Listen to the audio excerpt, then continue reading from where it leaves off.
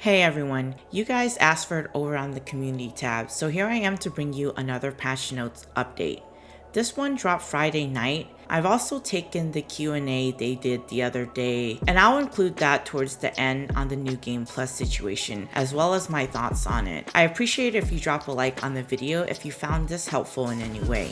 Since this patch, my keybinds on PC have stayed the same, and I haven't had to rebind them every time I booted up the game, thankfully. Performance overall seems to be better for me than it was prior. It's honestly been so back and forth, unfortunately, with the performance issues. As of this latest patch, crossplay is still not available, sadly. I've also seen that unfortunately multiple people have reported losing progress as well. I'm not sure what exactly is the cause of it, or if it was after they co-op with someone. I've seen someone losing anywhere from 10 levels to someone else losing over 50 plus level, which is unfortunately such a huge setback, and I hope that they can fix this soon.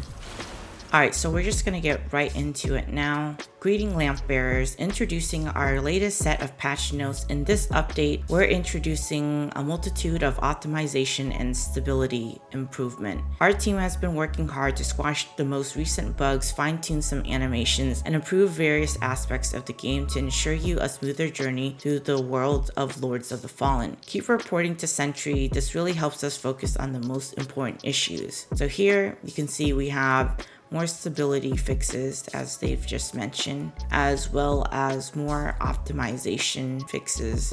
And then we're gonna get into the more meatier things here. All right, so for AI, we got crossbowmen have undergo additional adjustments to their behavior in order to make them smarter without increasing their difficulty. This should result in a more engaging and balanced gameplay experience when encountering these enemies in-game. A nav mesh in the cistern have been adjusted to assist an invisible archer in targeting the player more efficiently.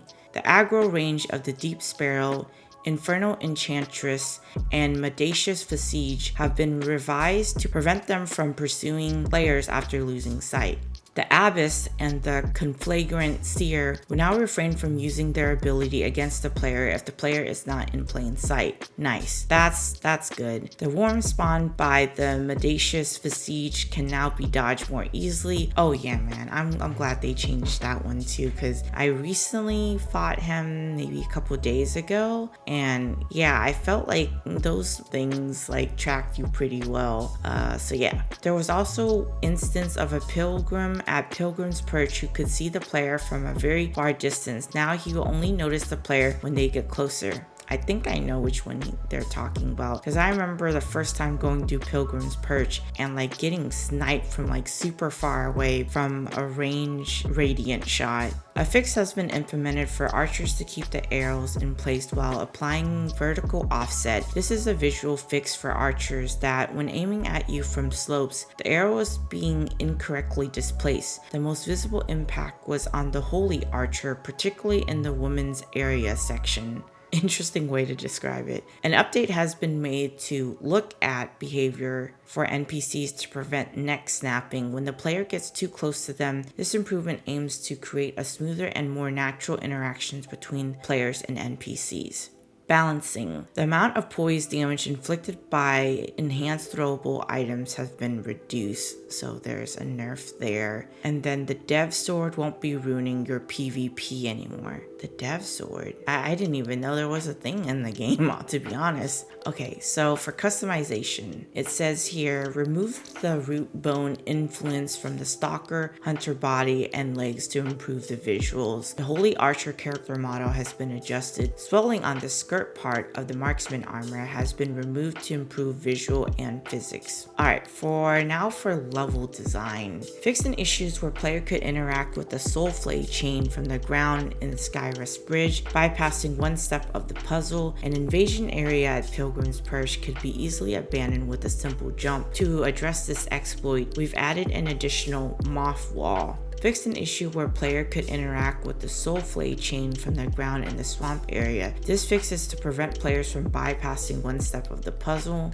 Lock-on targeting has been re-enabled for ambush enemies in the following areas: Forsaken Fen, Fitzroy Gorge, Curse Theft, Red Copse, Sunless Skeen, and Manse of the Hollowed Sentinels. I guess another thing too I hope to see improvement on is definitely like the lock-on in this game, now that they've mentioned it here. I feel like, with any type of Souls game, they're generally not that great, just because sometimes the way that the enemy moves, if it's in the air and stuff, can sometimes throw off your lock on. But in this game, I would say that it's probably worse. I don't know if that's just me, but yeah, it could definitely be better. Alright, now there's been a lot of collision fixes here.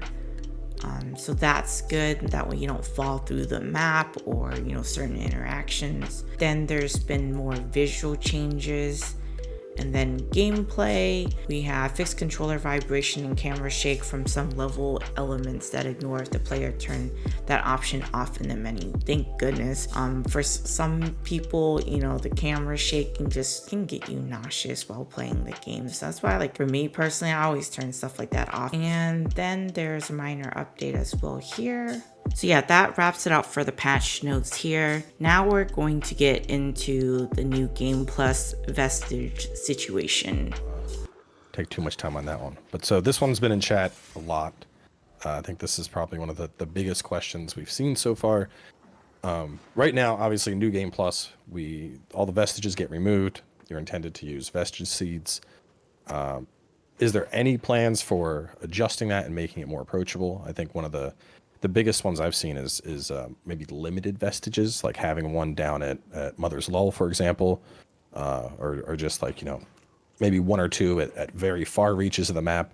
Is there any plans surrounding that right now, or what are your thoughts on New Game Plus? We are not planning to change that because, in fact, this is a fun story. This is the original the vision we had for the game, which was actually to have no vestiges, and all vestiges will be built by the players, right? That's why you have so many vestige seeds around the wall, and that's why you can actually plant it almost anywhere, right? So we're not planning to do that because, in fact, we hear the people's comments, but we also hear the people that is positive, right? And in this very specific case of the vestiges, there is more people praising us for it than people criticizing it, right? But sometimes it happens that there is a negative comment or a negative trend or something, and everybody doesn't like this. No, actually, if you can do it yourself. Just see the comments. There's more people defending it, people saying they don't want it, right?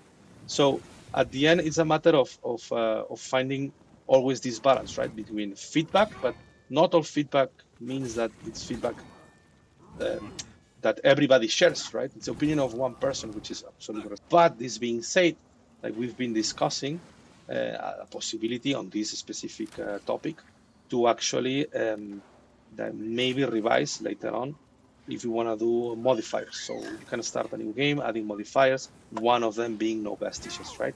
So then this way, this audience that is more hardcore, like myself or you, Cowboy, that enjoys more this no vestiges NG plus, right?